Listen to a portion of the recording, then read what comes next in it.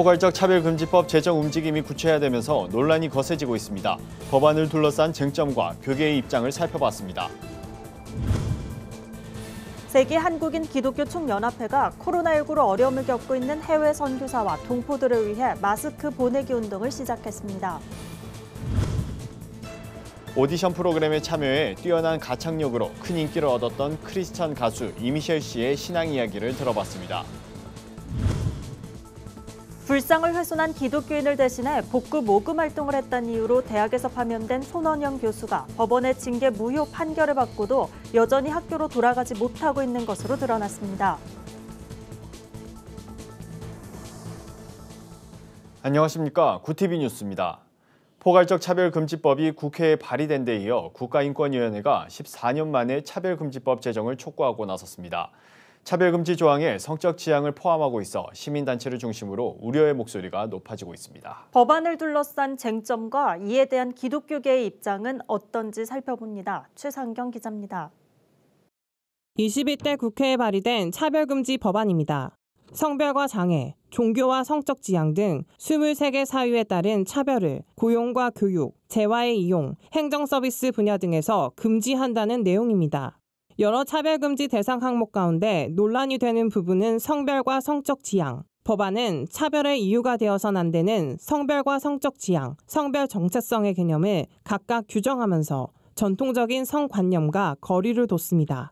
우선 법안은 성별의 정의에 대해 여성, 남성, 그 외에 분류할 수 없는 성이라고 규정했습니다. 남녀 중 어느 한쪽으로 규정할 수 없는 제3의 성을 법적으로 인정하는 내용으로 신체적 특성에 기반한 태생적이고 이분법적인 성별 개념과 시각을 달리한 겁니다. 포괄적 차별금지법이 궁극적으로는 동성애를 조장하고 동성혼 합법화를 유도할 것이란 우려가 나오는 이유입니다. 성별에 남녀를 포함한 제3의 성이 들어가는 부분이 이게 동성애를 법으로 보호하고 반대 금지하는 것으로 해석되는 문구고요. 그러니까 이 법은 겉모습만 보면, 제목만 보면 동의하게 될 수 있는 법인데 내용과 사례를 잘 살피면 무서운 자유를 박탈하는 동성애 독재법 전체주의법임을 알기 때문에 이와 관련해 지속적으로 우려를 표해온 한국교회는 다시금 법안 제정 움직임이 구체화되자 더 이상 두고 볼 수만은 없다는 입장입니다. 한국교회 총연합과 주요 교단 총회장들은 잇따라 모임을 갖고 성명을 발표하며 법 제정을 수용할 수 없다는 입장을 분명히 했습니다. 평소 정치 사회적 현안에 목소리를 내지 않았던 목회자들까지 적극적으로 합세해 반대의 목소리를 더하고 있습니다. 일부 언론의 보도처럼 찬반 양론으로 쪼개진 개신교가 아니라 한국교회 대다수가 법 제정 반대에 한 목소리를 내고 있는 겁니다. 결국 동성애 문제는 다음 세대, 즉 대한민국 미래와 직결되어 있는 사안인 만큼 한국교회 전체가 힘을 모아야 한다는 의견도 나옵니다. 동성애라고 하는 것은 기독교만의 문제는 아닙니다. 결국은 대한민국의 미래와 직결되어 있고 우리 가정과 다음 세대와 직결되어 있는 문제입니다. 교회는 건전한 시민단체들과 합해가지고 교회 안에서뿐 아니라 교회 밖의 사람들까지 무엇이 폐해인지를 신학자들 그리고 사회학자들 그리고 여기에 관계되는 전문가들 법적인 변호사들 이분들의 자문을 받아가지고 우리가 목회적인 차원에서뿐 아니라 사회학적인 차원에서 접근을 하려고 합니다. 구티비 뉴스 최상경입니다. 세계 한국인 기독교 총연합회가 코로나19로 어려움을 겪고 있는 해외 선교사와 동포들을 위해 마스크 보내기 운동을 시작했습니다. 1차로 마스크 3만 장을 몽골과 태국, 필리핀 등 15개 국가에 전달할 예정입니다. 조유현 기자가 보도합니다. 민족 복음화와 세계 선교에 힘쓰는 세계 한국인 기독교총연합회가 해외에서 고군분투하고 있는 선교사와 동포를 위해 마스크를 기부했습니다. 특별히 이번엔 평소 세기총과 협력하고 있던 동강 그린모터스를 운영하는 최호 대표가 힘을 보탰습니다. 1차로 마스크 3만 장을 몽골, 태국, 필리핀, 캄보디아, 말레이시아 등 15개 국가의 세기총 지부에 각 2,000장씩 보낼 예정입니다. 조일레 세기총 대표회장은 코로나로 인해 고통받고 있는 이들에게 복음을 전하기 위해 마스크가 쓰임받게 되길 기대한다고 밝혔습니다.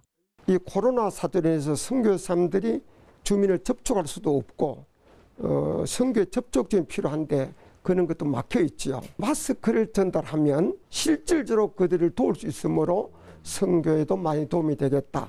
또 우리 교민들에게도 도움이 되겠다. 그런 차원에서 이 일을 시작하게 되었습니다. 마스크 전달식에 참석한 각국의 선교사들은 코로나로 어려운 이 시기에 위로가 된다며 감사를 표했습니다. 지금 현재 라틴 아메리카는 겨울을 맞이하고 있고 특별히 또 방역 시스템과 의료 시스템이 굉장히 어려운 지역입니다.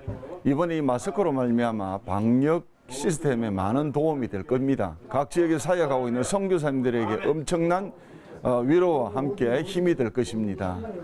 2차 마스크 전달식은 7월 중순에 이뤄질 예정입니다. 한편 세기총은 전 세계에 흩어져 있는 750만 한인 디아스포라와 함께 복음 전파에 앞장서기 위해 지난 2013년도에 설립됐습니다. 구티비 뉴스 조유현입니다. 인기 오디션 프로그램에 참여해 뛰어난 가창력으로 대중들의 사랑을 받았던 가수 이미셸 씨가 올해 하반기를 목표로 새 음반을 준비하고 있습니다. 독실한 기독교인이기도 한 이미셸 씨는 노래를 통해 하나님의 살아계심을 나타내고 싶다고 밝혔는데요. 한혜인 기자가 만나봤습니다. 주 예수보다 더 귀한 것은 없네. 예수밖에는 없네. 가수 이미셸 씨가 처음으로 하나님을 만난 건 15년 전 12월 24일 교회 성탄 전야제에서입니다. 이날은 혼혈이라는 이유로 당했던 차별과 폭력으로 8년 동안 집 밖으로 나오지 않았던 15살 소녀가 세상과 마주하게 된 날이기도 합니다. 아빠가 없는 거, 가난한 거, 피부색이 다른 거 이런 것들을 가지고서 막 폭행을 하고 구타를 했던 것이 계기가 되어서 이제 8년이라는 시간 동안 계속 집 안에만 있게 된 그런 계기가 됐던 것 같아요. 이미셸 씨는 교회에 처음 나갔던 그날은 마치 꿈꾸는 기분이었다고 회상했습니다.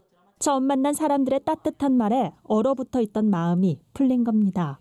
교회에 다니기 시작하면서 이 씨가 가진 내면의 상처들도 하나둘 회복되기 시작했습니다. 아버지의 부재로 인한 상처와 어머니를 원망했던 마음, 주변의 차별적인 시선으로 쌓인 마음의 벽이 신앙으로 치유된 겁니다. 음악에 대한 재능도 교회 찬양팀으로 봉사하면서 알게 됐습니다. 이 씨는 음악을 처음 시작했던 마음 그대로 단 한 명이라도 내 노래를 통해 예수 그리스도를 알게 된다면 충분하다고 고백했습니다. 하나님의 마음을 담는 곡들을 가사로 풀어내고 멜로디로 쓸 수 있는 사람이 됐으면 좋겠고, 실제적으로 가사에서 그리스도나 하나님이 드러나지 않더라도 그냥 제가 부르는 곡들 그리고 제가 쓴 노래들을 사람들이 들으면서 예수 그리스도를 궁금해하고 그리스도를 영접할 수 있는 일들이 많이 생길 수 있는 그런 아티스트로 성장하고 싶습니다. 이 씨는 올해 하반기 음반 발매를 목표로 미국에 있는 기획사와 음반 작업을 진행 중입니다.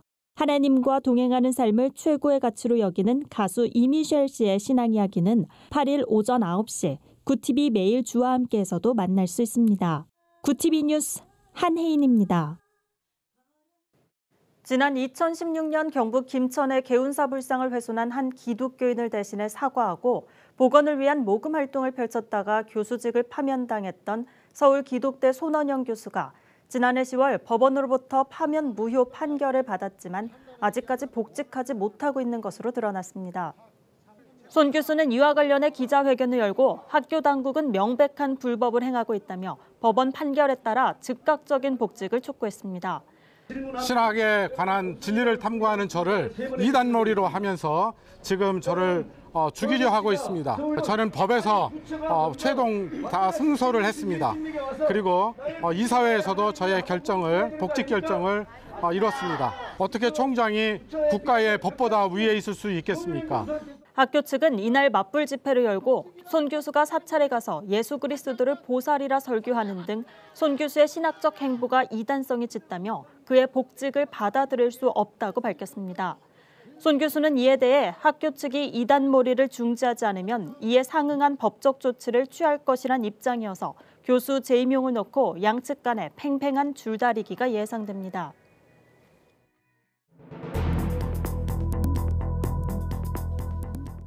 세계 곳곳의 주요 소식을 살펴보는 시간입니다. 홍콩 국가보안법이 본격적으로 시행된 가운데 중국 정부의 통제가 강화되는 모양새입니다. 시위대가 중범죄자 취급을 당하는가 하면 민주화 저서가 사라지고 언론의 자유에도 제약이 가해지고 있다고 하는데요. 자세한 소식 박재현 기자가 전해드립니다. 홍콩 보안법이 본격 시행되면서 중국 정부의 통제가 계속해서 강화되고 있습니다. 현지 언론에 따르면 최근 홍콩 도심에서 벌어진 홍콩 보안법 반대 시위 현장에서 체포된 시위자들에게 중대 범죄를 저지를 때 이뤄지는 DNA 샘플을 채취당해 비판의 목소리가 나오고 있습니다. 또 홍콩 내 공공도서관에는 조슈아 웡 등 홍콩의 대표적 민주화 인사 저서가 모두 사라져 대출을 할 수 없게 됐으며 언론의 자유에도 제약이 커지고 있는 것으로 드러났습니다. 국제인권단체들은 홍콩 보안법이 너무 모호하고 광범위해 어떤 종류의 행동이나 발언에도 적용이 가능하다며 자기 검열로 이어질까 우려된다고 지적했습니다. 미국에서 코로나19 확진자 절반 이상이 감염 경로를 정확히 알지 못하는 것으로 조사됐습니다. 미국 질병통제예방센터가 지난 4월 15일부터 5월 24일까지 확진자 350명을 대상으로 조사한 결과 응답자의 54%가 자신이 어떻게 바이러스에 감염됐는지 정확히 지목하지 못하는 것으로 나타났습니다. 나머지 46%는 코로나19 감염자와 긴밀한 접촉이 있었다고 기억했습니다. 보스턴 의대 조교수 조슈아 바로카스는 이번 조사 결과는 지역사회의 무증상자로부터 코로나19 전파 가능성을 시사한다면서 매우 우려스럽다고 평가했습니다. 세계보건기구가 코로나19 환자를 치료하는 데 효과적일 수 있는 약물에 대한 중간 임상시험 결과를 2주 내 얻을 수 있을 것으로 기대한다고 밝혔습니다. 세계보건기구 테워드로스 아드하놈 거브러여수스 사무총장은 지금까지 39개국에서 약 5,500명의 환자가 실험에 참가했다면서 코로나 치료제의 효능과 안정성을 연구했다고 설명했습니다. 다만 코로나 백신이 언제 준비될 수 있을지 예측하는 것은 현명하지 못한 일일 수 있다고 말했습니다. 세계보건기구 마이클 라이언 긴급준비대응 사무차장은 백신 후보 물질이 올해 말에 나온다 하더라도 문제는 대량 생산이 가능한 시점이라고 강조했습니다. 일본에서 코로나19로 인한 실직자가 약 한 달 만에 10,000명 넘게 증가한 것으로 파악됐습니다. 아사히 신문에 따르면 코로나19 확산으로 직장에서 해고되거나 고용 중단을 겪은 근로자는 이달 기준 31,710명으로 집계됐습니다. 지난달 4일 2만 명에서 17,000명 가까이 증가한 겁니다. 아사히 신문은 이는 지방 노동국을 통해 파악된 사례만 집계돼 실제 코로나 실직자의 규모는 훨씬 클 것으로 보인다며 이후에도 계속 증가 추세를 보이고 있다고 설명했습니다. 러시아와 터키, 이란 3국 정상이 화상 정상회담을 개최하고 시리아 내전 사태 해결 방안에 대해 논의했습니다. 3국 정상은 공동 성명을 통해 시리아 분쟁은 군사적으로 해결될 수 없으며 유엔의 지원으로 시리아인들의 정치 협상을 통해서만 해결될 수 있다고 강조했습니다. 그러면서 시리아 지역과 관련한 모든 협정의 전면적 이행을 통해 평화를 유지할 필요성이 있다며 시리아에 대한 이스라엘의 군사공격은 안정을 해치고 긴장을 고조시키는 행위라고 지적했습니다. 한편 3개국 정상은 내전으로 초래된 시리아의 열악한 상황에 우려를 표하고 모든 시리아인에 대한 국제사회의 인도주의적 지원을 확대할 것을 촉구했습니다. 굿TV 뉴스 박재현입니다. 오늘의 사회 이슈를 천보라 기자가 종합해 보도합니다. 오늘의 이슈 포커스입니다. 7월 임시국회가 시작됐습니다. 미래통합당이 국회 보이콧을 중단하고 복귀를 선언해 국회가 정상화됐지만 쟁점 현안을 두고 진통이 적지 않을 전망입니다. 최대 뇌관은 공수처 출범이 될 것으로 보입니다. 민주당은 공수처 출범을 위해 필요한 후속 입법을 조속히 마무리하겠다는 계획이지만 통합당은 공수처법 자체가 위헌이라며 헌법재판소의 위헌 심판 결과를 보고서 판단 절차를 진행해야 한다는 입장입니다. 정부가 20년 만에 부가세 간이과세 제도를 승질합니다. 기획재정부에 따르면 정부는 부가가치세 간이과세 적용 기준 금액을 상향해 간이과세 대상을 지금보다 더 늘리는 방안을 추진합니다. 간이과세 사업자로 구분되면 일반과세 적용과 비교해 세금 납부 부담이 줄어듭니다. 현재는 개인 사업자 가운데 연간 매출액이 4,800만 원 미만인 사업자를 간이과세자로 분류하고 있는데 연 매출액 기준을 6천만 원으로 상향하는 방안이 가장 유력한 것으로 알려졌습니다. 코로나19로 방한 외국인 관광객이 입국 승무원보다도 적을 정도로 급감했습니다. 한국관광공사에 따르면 지난 5월 인천공항 등 공항 항구를 통해 국내에 들어온 관광객은 6,111명에 그쳤습니다. 항공기 선박의 승무원이 12,864명인 것에 비하면 절반에도 미치지 못하는 겁니다. 김해공항과 제주공항의 경우 최근 외국인 입국자가 한 명도 없는 실정입니다. 한국관광공사 관계자는 코로나19가 진정돼도 과거처럼 관광 수요가 회복될지는 미지수라고 말했습니다. 항만 검역이 강화됩니다. 국내에 입항한 뒤 작업은 물론 교대나 외출 등으로 배에서 내리는 모든 선원은 코로나19 전수검사를 받아야 합니다. 정부는 앞서 지난 1일 교대 등으로 배에서 내리는 선원에 대해서도 전수검사를 했습니다. 방역당국은 가급적 선원들의 상륙 허가 신청을 제한하고 허가 신청을 받을 때도 목적과 동선 등을 명확히 기재하도록 해 모니터링을 강화한다는 방침입니다. 국가보훈처가 6.25 전쟁 70주년 평화의 패를 22개 유엔 참전국에 수여합니다. 평화의 패에는 유엔 참전 용사의 희생과 헌신에 감사하고 참전국가 우호 증진을 다지며 한반도 평화를 기원하는 의미가 담겨 있습니다. 평화의 패는 6.25 전쟁 당시 22개 참전국이 사용했던 탄피 등과 화살머리 고지에서 수거한 철조망을 녹여 만들었습니다. 22개 참전국 국기와 태국 무늬를 넣은 세계 지도가 들어간 평화의 패에는 각 참전국 언어로 힘들 때 친구가 진짜 친구다는 문구도 새겨졌습니다. 공공심야학국이 전국에 50곳도 안 되는 것으로 드러났습니다. 공공심야학국은 심야 시간대까지 운영하는 약국입니다. 정부나 지방자치단체의 지원을 받아 오후 10시부터 0시 또는 다음날 오전 1시까지 영업합니다. 대한약사회에 따르면 공공심야약국은 전국에 총 49곳이었습니다.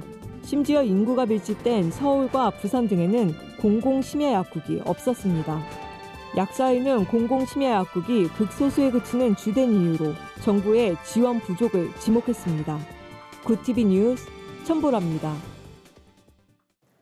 글로벌 선교방송단과 함께하는 교계 소식을 윤인경 기자가 보도합니다. 부울경본부에서 보내온 소식입니다.